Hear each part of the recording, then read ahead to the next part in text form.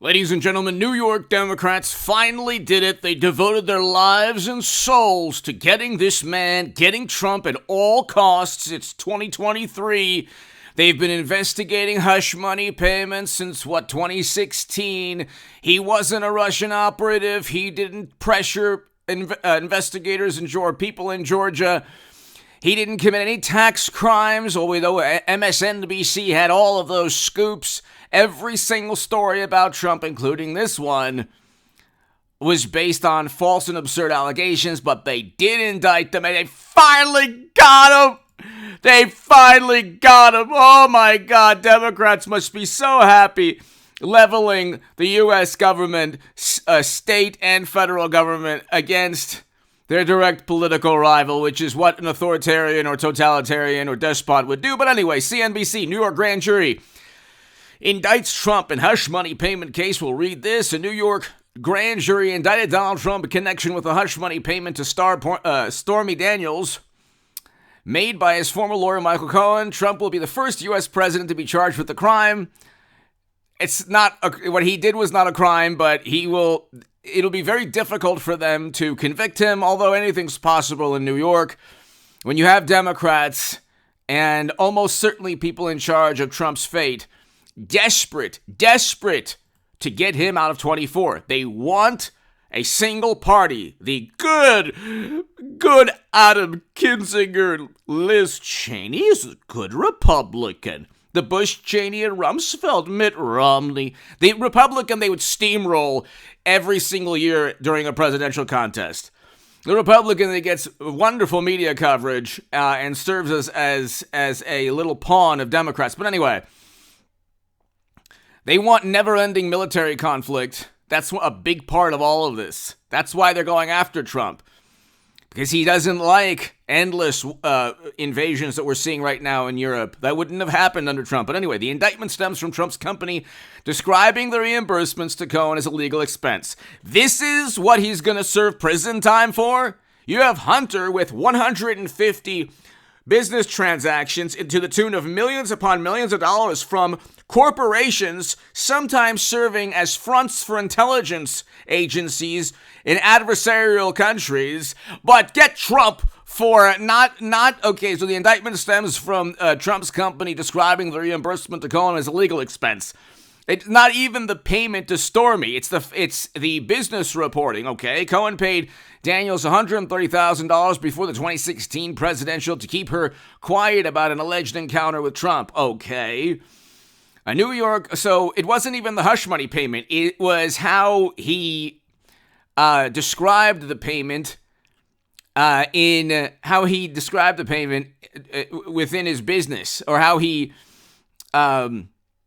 describing the reimbursement to Cohen as a legal expense. How is this not a legal expense, by the way? And by the way, the FEC did not view this to be even a fine. The FEC did fine Clinton and the DNC for the Steele dossier, okay? A New York grand jury voted Thursday to indict former President Donald Trump in connection with a $130,000 hush money payment to star Stormy Daniels ahead of 2016.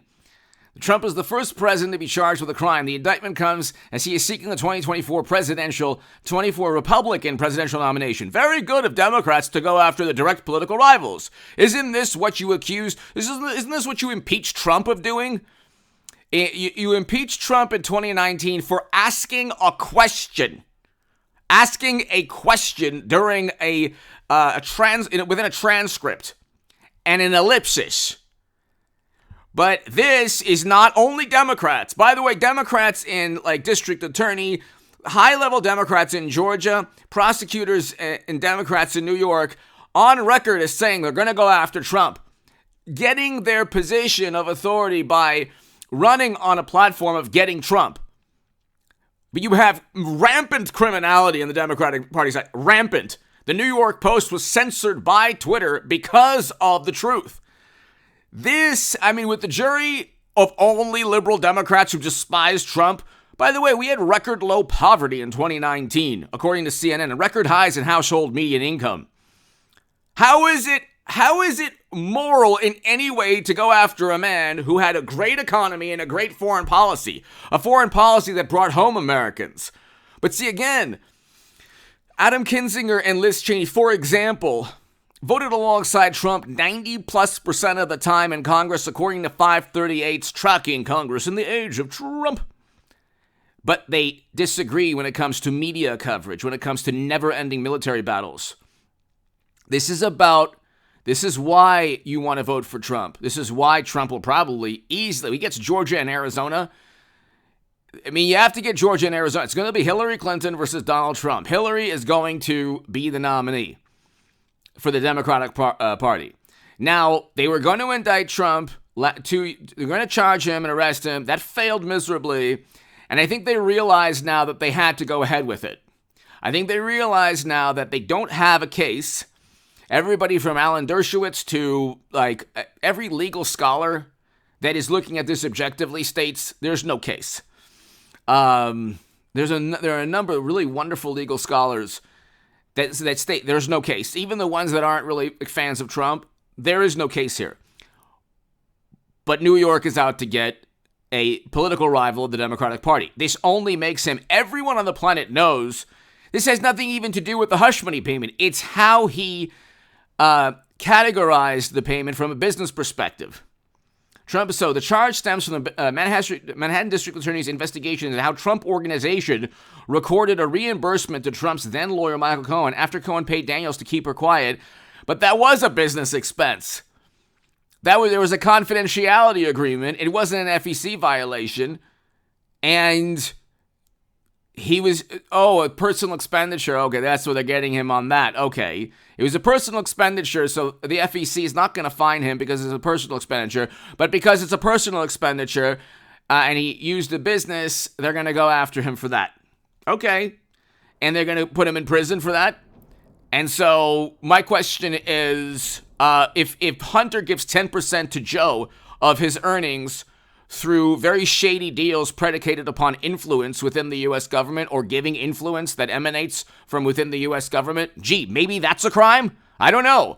I don't know. Apparently there's two standards of justice. One for a wonderful Democrat like Hunter or Joe or people around Hunter and Joe, Bill and Hillary. And like I said, I think Hillary Clinton will be a 24 nominee. You can't have servers siphoning top secret and special access program intelligence outside the U.S. government via emails or other means of communication. How on earth can you service or have servers that are completely independent from intel agencies and then still get the intel agency emails? How on earth was classified data siphoned onto Hillary's secret private server, not connected to the U.S. government? How is that even possible? Well, the Honorable James Comey on this short states that no reasonable prosecutor would indict, although there are potential violations of the legal statutes pertaining to the handling of classified documents. So, again, Trump could say, the business expense, this was part of a business expense because Stormy was doing a service for the company. I don't know. I don't know what he would say. But it's not a crime that he should serve prison sentence for, anything like that. It's certainly not going to knock him out. If Democrats think this is going to hurt him, it will only help him because they'll realize there's a double standard. Even if you don't like Trump, you don't like Trump's personality, you're acting as a despot and a totalitarian, and it's the definition of an authoritarian to go after your direct political rival utilizing Democrats at the state level. So he can't be pardoned now by a president because it's a state crime. But it's not even a crime. The FEC didn't view it to be a crime. Now, in terms of New York's business records, it's interesting. I mean, the Clinton Foundation, I believe, was based in New York.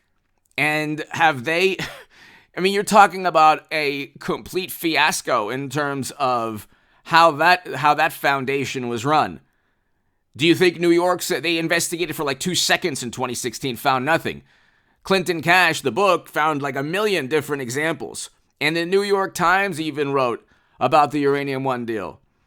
So, examples of criminality. But here, Manhattan prosecution of Trump comes more than 4 years after Cohen, who loyally served him for years before that, turned on Trump and began cooperating. Well, Cohen said that so what they're going to try to do is they're going to try to circumvent the actual FEC violation and then focus on the business reporting in New York.